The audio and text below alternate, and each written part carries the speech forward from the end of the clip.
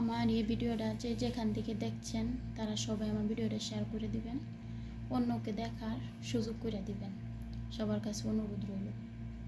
আজকে সত্যি একটা ঘটনা বলতে যাব, যে ঘটনাটা সবার জীবনে হয় না। যার জীবনে কষ্ট থাকে তার বলার আবার কিছুই হয় না। আমি দুইটা মহিলাকে নিয়ে একটা কথা বলবো, তাদের জীবনের কিছু কথা কাহিনী তুলে ধরবো আপনাদের মাঝে। ভালো লাগলে ভিডিওটা শেয়ার করবেন, অন্যকে দেখার সুযোগ করে দিবেন। চলেন শুরু করা যাক। একজন ব্যক্তি ছিল, নাম হচ্ছে সুফিয়া, আর একজন ফুলবানু। তারা দুই বোন, তারা 3 বোন ছিল। আগের দিনে তো মুক্তিযুদ্ধ হতো, তো মুক্তিযুদ্ধের সময় তাদের মা বাবার হঠাৎ করে ডায়রিয়া হওয়াতে মা বাবা সবাই মারা যায়। তাদের আপন বলতে কেউ নাই। ওরা জীবনটা খাওয়া দাওয়া নিয়ে খুবই কষ্টে চলতেছিল। হঠাৎ একদিন তার একটা বোন ছিল, তারা তো 3 বোন ছিল। সবার বড় ছিল সুফিয়া ছিল 2 নম্বর। পাগল একটা বোন ছিল, ওইটা ছিল 1 নম্বর। আর ফুলবানু ওটা হচ্ছে 3 নম্বর, সবার ছোট। ফুলবানু মনে করেন যে ছোট ছিল, কাজ কাম তেমন করতে পারতো না। আর সুফিয়া সে তো হয়েছিল 2 নম্বর। হ্যাঁ হয়েছে বুঝতো ভালো, কাজ কাম কইরা মানুষের বাড়ি বাড়ি কাজ কইরা তারা 2 বোনরে খাওন দিত। আগের দিনে তো তেমন খাওন দাওন পাওয়া যেত না। আগের দিনে তো দাম সব কিছু কম আসছিল কাজের। কেউ বাড়িতে গিয়ে মনে করেন যে আগের দিনে ডেকি আসছিল, ডেকি দিয়া বাড়া বানতো, মানুষের বাড়িতে টুকটাক কাজ টাজ করতো, যাই দুলা চাল তাইল দিত অল্প, ওটি দেয় 2-3 বোন খাইতো। আর ছোট ছিল, তেমন কাজ কামও করতে পারছে না। হঠাৎ করে একদিন তার বড় বোন পাগল, তার অসুস্থ, অনেক ক্ষুধা লাগছিল। ক্ষুধার কারণে মরিচ, আগের দিনে তো মনে করেন যে সবাই কৃষিকাজ করতো, কোনো কৃষিকাজের অভাব ছিল না। তখন খিদায়ে কোনো দিশ না পায়া মরিচ কতগুলা তুইলা ভর্তা বানায়া খাইছে। খাওয়ার পরে অতিরিক্ত মরিচ খাওয়ার কারণে তার ওই পাগল বোনটা মারা যায়। তারপরে থাকে 2 জন। বড় বোন মারা গেছে, কি আর করবো, কিছু করার নাই। মা বাপ নাই, চাচা আছে, যেটা আছে তারা তো আর এরারে দেখে না, বুঝেন না। স্বার্থ ছাড়া কেউ এই দুনিয়া কেউ আপন না। ওই মানুষের বাড়ি ছোট মানুষ যেমন কাজ করে তেমন খায়।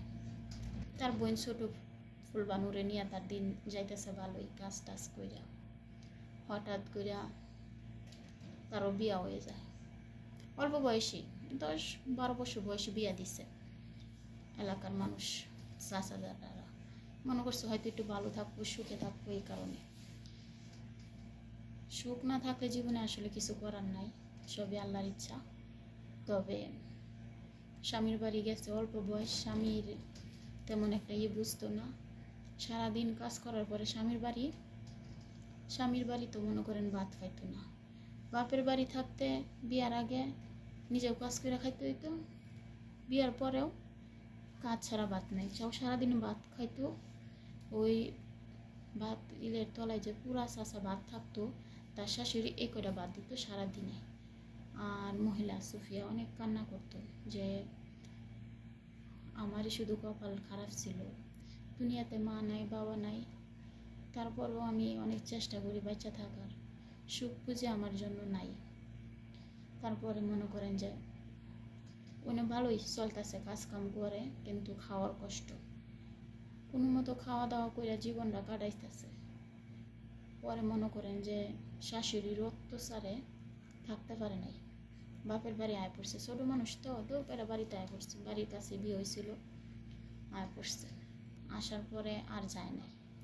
তো আবার আগের মতো এর বাড়ি কাজ কইরা তার দিন যাইতেছে। হঠাৎ কইরা মনে করেন যে পাড়ার লোকে আবার তার বিয়া ঠিক করছে। তখন সে বিয়া বসবে না, না বলে কী করে যাব, ছোটো মানুষ সবাই জোর করে আবার বিয়ে দিছে ওনার থেকে একটু বয়স্ক লোকের কাছে আর কি। ওই লোকের আগে 2টা বউ ছিল, কিন্তু 2টা বউই মারা গেছে। মারা যাওয়ার কারণে পরে সুফিয়ারে বিয়া করছে, বিয়া দিতে চাইতেছে সুফিয়ার কাছ থেকে। সবাই ভালো বলে দিয়া দিচ্ছে বিয়া সুফিয়ারে ওই আক্তর আলীর কাছে। এখন আক্তর আলী তো অনেক রাগী, ভালো থাকলে কি হয়েছে, অনেক রাগী। রাগ উঠলে মহিলার এত মায়ের মার তো যা বলার বাইরে। আগে 2টা বউ মারা গেছে, ওনার হাতের মায়ের খেয়ে এখন আবার সুফিয়ারে বিয়া করছে।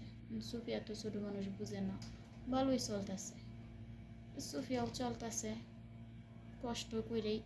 তার বোনেরা ওইনো রাখছে, তার বোনেরা সেই কাজ করে খাওয়া। স্বামীর বাড়ি আইসে, কপাল বালা না, স্বামীও কাজ করে হ্যাঁও কাজ করে। স্বামী একদিন কাজে গেলে 3 দিন যায় না। আর সুফিয়ারে পালতে হইব, তার ছোটো বোন মা নাই, হ্যাঁ ছাড়া তো কেউ নাই, তার কাছেই রাখে। এরকম কইরা রাখা বোনারে বড় করে ঢাকা পাঠাই দিছে।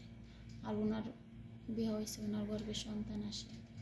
প্রথমে একটা ছেলে হয়, ছেলেটা হওয়ার পরে মারা যায় ডায়রিয়া হইয়া। ছেলেটা বড় হয়েছিল 4-5 বছরের, বড় হওয়ার পরে হঠাৎ করে, আগের তো চিকিৎসা নাই, ডাক্তার নাই, কবিরাজি চিকিৎসার অভাবে ছেলেটা মারা যায়।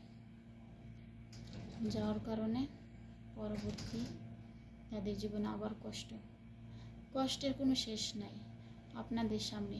এর পরবর্তী কি হলো, দ্বিতীয় গল্প নিয়ে আমি হাজির হব, এই গল্প শেষ করব। আমার সাথে থাকবেন, লাইক কমেন্ট করে শেয়ার করে পাশে থাকবেন।